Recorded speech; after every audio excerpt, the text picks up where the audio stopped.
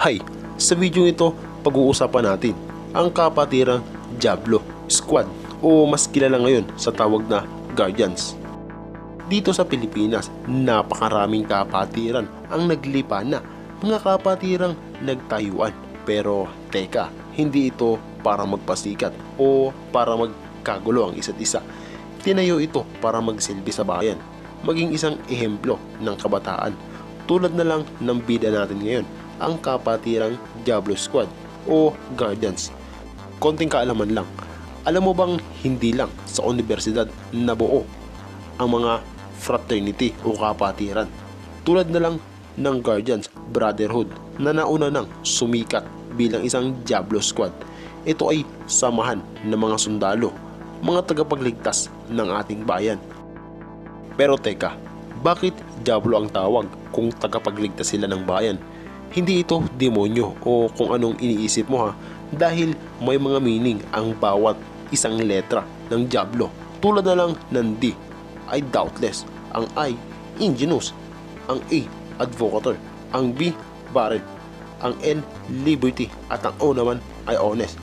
Kaya tinawag itong Diablo na kung iisipin ay hindi talaga masama ang ibig sabihin. Sila ay mga matatapang na naglilingkod sa ating bayan. Yan, pasok mo kasi. Nabuo ang Diablo Squad na pinanggalingan ng Guardians noong 1976. Noon ay may 11 miyembro lang ito na puro alagad ng batas, so puro pulis o sundalo sila. Pinangunahan ito ni Sergeant Lebreo Abraham Jergao Jr. Siya lang naman at tinaguri ang Grand Master Founder ng Diablo Squad. Ayon sa kanya, ang Diablo Squad ay isang kapatiran ng mga sundalo. Mga sundalong may mataas na mithiin at puso para sa ating bayang sinilangan.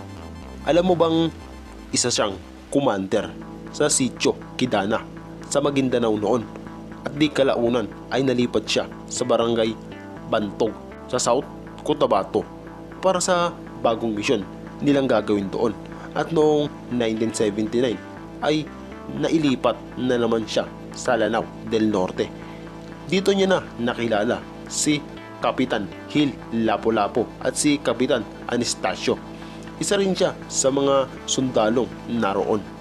Ang dalawang ito ay inalok niyang sumali sa Diablo Squad, at di kalaunan ay mayroon silang naipasok na 5 abogado na kilala bilang Magic 5. Nagkaisa sila para sa Diablo Squad at para sa magandang mithiin nito para sa bayan at para sa kapayapaan. At dahil sa sobrang sikat ng Diablo Squad ay pinipirata na sila ng mga tao. Ibinibintang sa kanila ang pagkawala ng mga personalidad at itinuring silang banta sa loob ng sandatahang Pilipinas. Pero hindi lahat yan ay totoo, dahil lang ito sa mga chismis ng mga tao. At di kalaunan na alarma ang tropa. Noon ngang November 1984, sinimulang litisin ang kasong ibinato sa Diablo Squad. Kaya napagkaisahan itong buwagin, pero hindi pumayag ang Grand Master Founder ng Diablo Squad. Bagkos nakiusap siya na palitan na lang, at ginawa itong Guardians Brotherhood Incorporated. At dito na nga nagsimula ang bagong kabanata ng Diablo Squad na ngayon ay Guardians na. At para may patuloy din ang magandang adhikain ng grupo, hindi man sa mga sundalo ay sa mga sibilyan na lamang. Marami ang mga membro nito. Alam mo bang si President Duterte at ang pambansang kamaong Manny Pacquiao ay isa sa mga miyembro ng Guardians? Ganyan sila kalakas at katindi. Dito, yung number ko ng Guardians, I don't know what year is that? Guardians Brotherhood. That's a Brotherhood.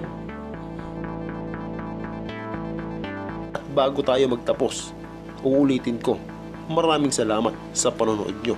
So this is Bin Whitey. Maraming salamat. I'm out.